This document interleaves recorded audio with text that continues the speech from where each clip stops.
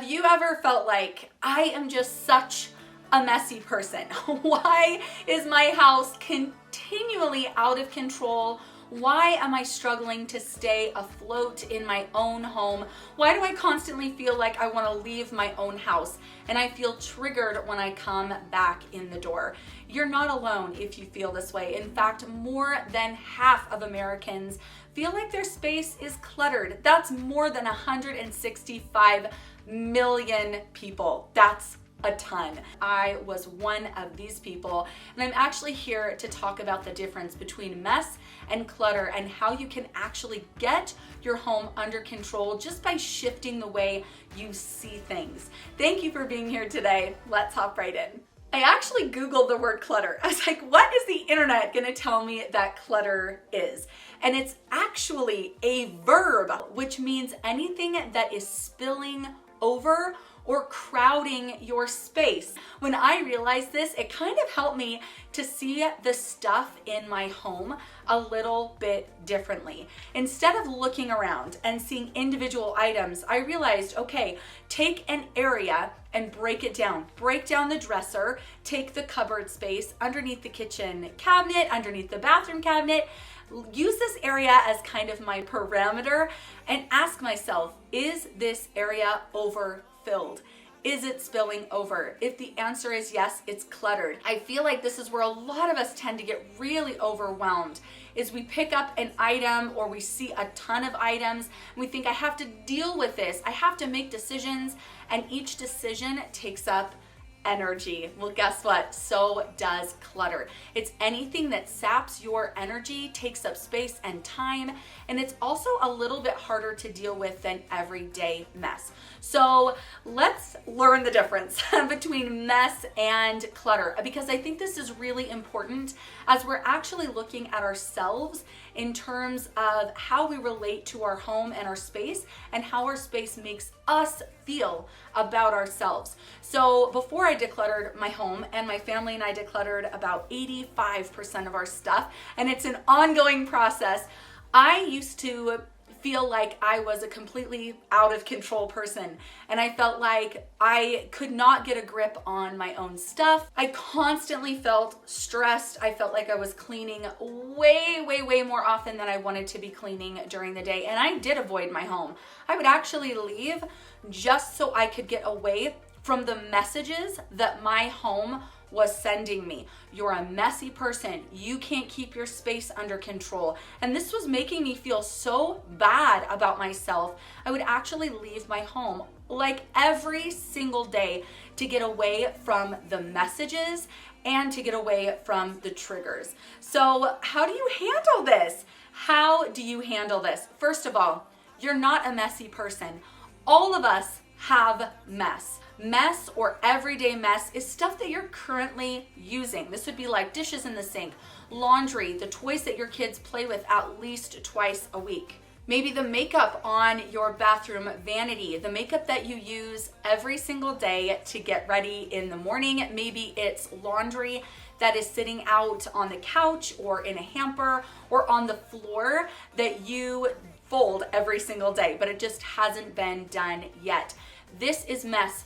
All of us have mess, everyday mess. Unless you don't live your life, you have everyday mess. Just because you have mess in your home does not make you a messy person. So hopefully understanding that all of us have everyday mess, that will make you feel better. You don't need to tell yourself that you're a messy person.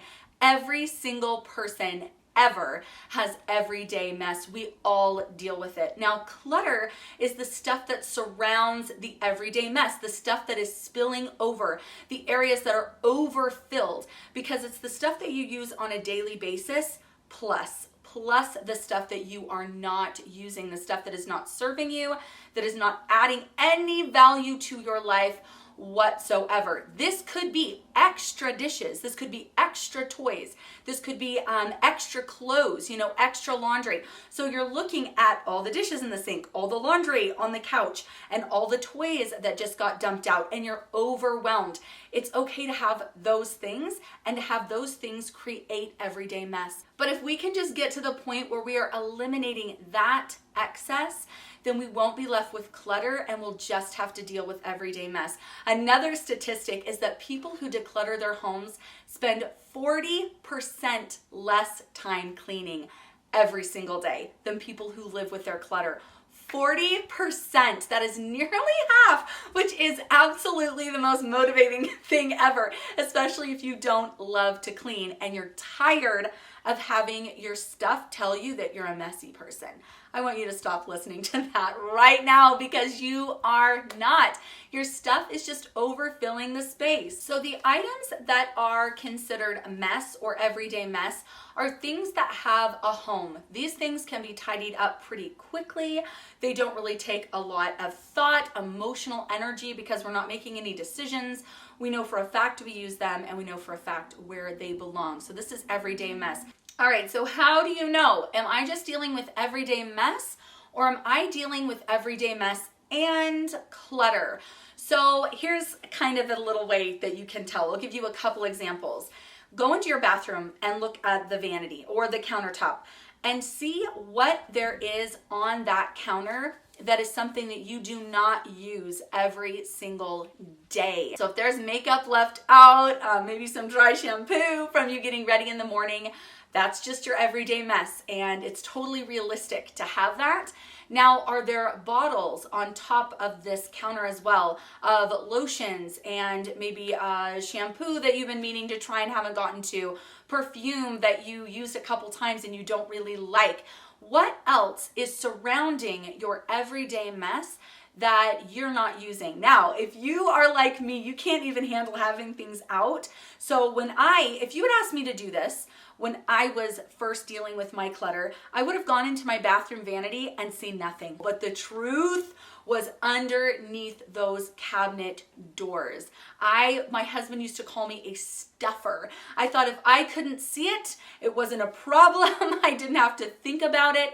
I was very, very, very much and still am a visual person. If you go in your bathroom and you see nothing and you're like, I'm good, I'm doing so good, then you're probably like me and you're very visual. Open up underneath that cabinet and see what is in there that is surrounding the things that you use at least a few times a week. This is clutter. This is the stuff that is overfilling. This is the stuff that is spilling over your space and zapping you emotionally, zapping your energy. And this is the stuff that is telling you that you're a messy person, that you can't get a handle on it, that your house is out of control and you might as well leave because you feel so triggered. Your home should not be booting you out, but welcoming you in. Okay, a couple more examples of clutter. It might be old homework mixed with mail that maybe you haven't opened yet, or you have opened and you just haven't filed the bills or paid the bills, and it's kind of just all a jumble on your kitchen counter. Maybe it's a pile or a stack of books surrounding the books that you do actually read, but there's several that you haven't read in a long time or that you don't plan on reading again. This is your clutter. Another statistic shows that the average American only uses 20% of what is in their home. That is 80% of your stuff that is potentially clutter in your space, that is potentially draining your energy, that is extra stuff that you keep thinking about, that keeps weighing on you, that you shouldn't have to be thinking about and that shouldn't be weighing you down. 80%. So that's just the average American household, which I find pretty amazing. And to be honest, that goes right in line with what I realized my family and I decluttered, which was about 85% of our stuff. And remember, once you get rid of your clutter, you will spend about 40% less time cleaning. So what are some areas that are generally pretty cluttered in people's homes? If you're like, this is all great, but I'm still feeling overwhelmed, like my whole house is overfilled. My whole house is overstuffed. Everything's spilling over. Everywhere I look, like, where do I start? This is really, really a lot. Here are the 7 most common areas that are cluttered in the average American home. Number 1, the kitchen. And I am not surprised by this at all. This would be extra kitchen gadgets that you don't use at least every single week, and duplicates of things, single-use items. So you go to the store and you're like, oh my gosh, a cake pop maker. This is so exciting. My kids love cake pops. I would love to learn how to make them. And you bring it home and you have all the intention of using it, but you just haven't gotten around to it. Another thing that makes us feel kind of bad in our space is now this item is telling you, you can't follow through. You had all the intentions of doing this, but you dropped the ball. You forgot about me. This is what the item is telling you. You forgot about me. You're lazy. Whatever these things are that you kind of play out in your head, this is not good. This is not the negativity that you deserve. You deserve so much peace and serenity in your space. You don't deserve to have your stuff making fun of you and calling you these horrible things, messy person. No, nobody deserves that, especially you. You know what? Just pick up that cake pop maker and say, I had all the intentions of using it. I was doing more important things, and I'm gonna let this item go, and I'm also gonna let go of this pressure and this stress, and I'm just gonna give it to someone else who is gonna make the time for it. And go ahead and own that. To say, I made a mistake. That's all right. People make mistakes. It's a part of human nature, and let it go. So those are some examples of things maybe in the kitchen that surround your everyday mess that are talking to you negatively. Don't let that happen. You are the boss in your own house. The second most common, crowded, overfilled, overstuffed, spilling over area in an American home is the pantry. So this is another area that you can look at if you're not sure where to start. Desk is another one. I also would include the nightstand in this. I actually don't have an office, but the nightstand can really start filling with stuff. The entryway of your home. Let's talk about the entryway for a second, because this is the first place that you see every time you walk through your door, your front door. And this is the first area that your guests see. I've been listening a lot to Dana K. White from A Slob Comes Clean, and she says, and I think this is brilliant, tackle your entryway first. Do not move on to any other project until your entryway has been completely decluttered. And there are a couple of reasons for this. A, it's the first place that welcomes you when you come home. When you walk through the door, you do not want to be bombarded by all of these negative thoughts, these negative things that your stuff is telling you about yourself. Also, it is the first place your guests see when they come through the door. Try and maintain this for like a week before you move on to the next space. And every time you're about to start a new decluttering project, go back and check that entryway again and make sure that it is being kept under control and that everything has a home. If it does not have a home, that is a whole nother question and another video that I am excited to make for you. How do you actually find homes for your stuff? But if it does not have an automatic home, you know exactly where this item goes, where you would look for it first. It is clutter. You can let it go guilt-free. The next most cluttered area is the bathroom, followed by the closet, followed by the garage. And I have to say, every single one of these areas, plus, was severely cluttered in my house. And in fact, I need to go through my house again. When I start feeling like I am messy, I am a messy person, which I've been thinking lately, why can't I stay on top of my house? I'm spending more time cleaning than I would like to. This is my signal. These are my cues that I have too much stuff in my space surrounding my everyday mess. I have clutter in my home. You just have to get rid of the excess, the spilling over, the overfilled that surrounds the stuff that you use on a very regular basis. Keep following along for more tips on how to do that. Thank you again for joining me today, and I will see you soon. Bye.